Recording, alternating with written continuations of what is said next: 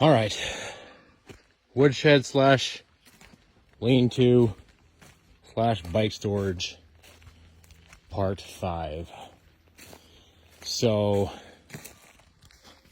obviously I added that one lean-to, and I decided to carry it out, and I kept getting bigger in my head as far as space to basically keep things out of the weather here, which is kind of important in the Northwest. So basically just tied it in to that, beefed up this wall, dug this out so I can bring the UTV side-by-side through here, and trailers and all that. I'll have snow blowers and everything over there. But yeah, so that's an add-on.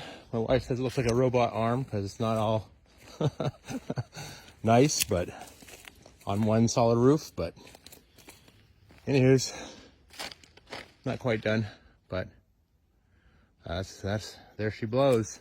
As far as the woodshed goes, I filled up one side, the kids and I did. There are 6 cords in there, and I mean these are 2x8s, and they are bowing. The sides are bowing roughly, guesstimate off of what you do on a Google find.